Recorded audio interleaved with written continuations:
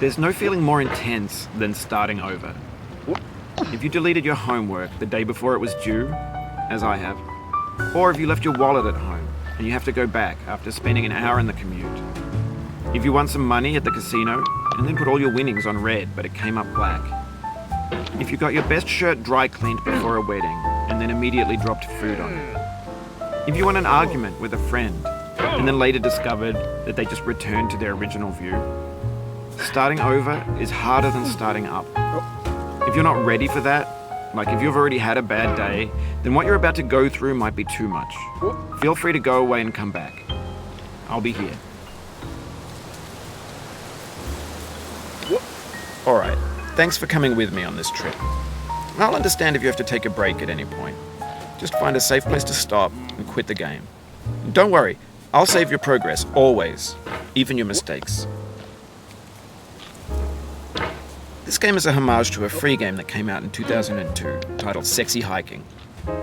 The author of that game was Jazuo, a mysterious Czech designer who was known at the time as the father of B games. And B games are rough assemblages of found objects. Designers slap them together very quickly and freely, and they're often too rough and unfriendly to gain much of a following. They're built more for the joy of building them than as polished products. In a certain way, Sexy Hiking is the perfect embodiment of a B game. It's built almost entirely out of found and recycled parts, and it's one of the most unusual and unfriendly games of its time. In it, your task is simply to drag yourself up a mountain with a hammer. And that act of climbing, in the digital world or in real life, has certain essential properties that give the game its flavour. No amount of forward progress is guaranteed. Some cliffs are too sheer or too slippery. And the player is constantly, unremittingly in danger of falling and losing everything. Anyway, when you start Sexy Hiking, you're standing next to this dead tree that blocks the way to the entire rest of the game. It might take you an hour to get over that tree, and a lot of people never got past it. You prod and you poke at it, exploring the limits of your reach and your strength, trying to find a way up and over. And there's a sense of truth in that lack of compromise. Most obstacles in video game worlds are fake. You can be completely confident in your ability to get through them once you have the correct method or the correct equipment or just by spending enough time. In that sense, every pixelated obstacle in Sexy Hiking is real. The obstacles in Sexy Hiking are unyielding, and that makes the game uniquely frustrating. But I'm not sure Jazuo intended to make a frustrating game. The frustration is just essential to the act of climbing, and it's authentic to the process of building a game about climbing. A funny thing happened to me as I was building this mountain.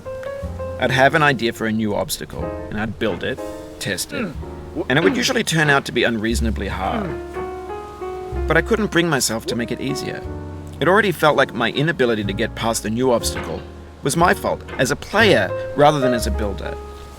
Imaginary mountains build themselves from our efforts to climb them, and it's our repeated attempts to reach the summit that turns those mountains into something real. When you're building a video game world, you're building with ideas, and that can be like working with quickset cement.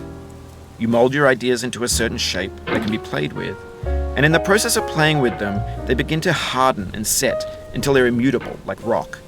And at that point, you can't change the world. Not without breaking it into pieces and starting fresh with new ideas.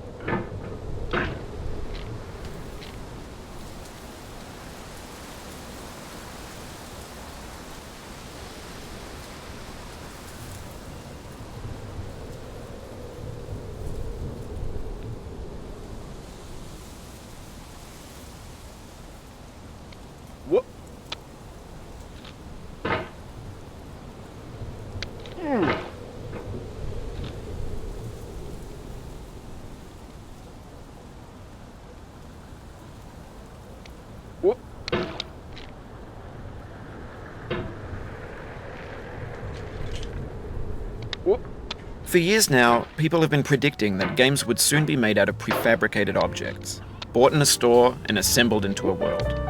And for the most part, that hasn't happened, because the objects in the stores are trash. I don't mean they look bad or that they're badly made, although a lot of them are. I mean they're trash in the way that food becomes trash as soon as you put it in the sink. Things are made to be consumed and used in a certain context, and once the moment is gone, they transform into garbage. In the context of technology, those moments pass by in seconds.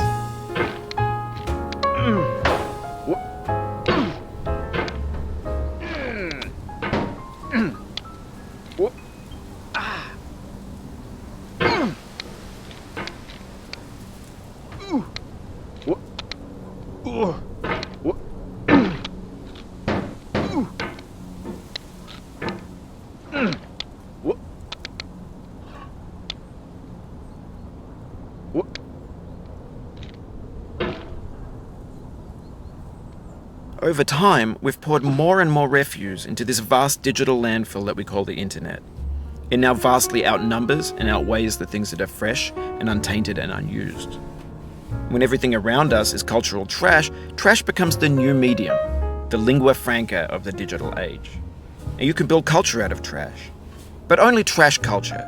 Be games, be movies, be music, be philosophy.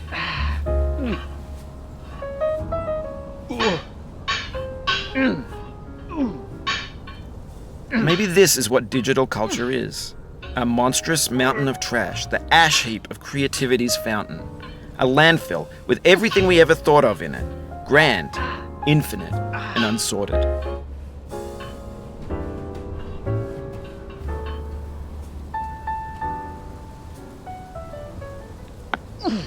Oh, you just lost a lot of progress. That's a deep frustration, a real punch in the gut.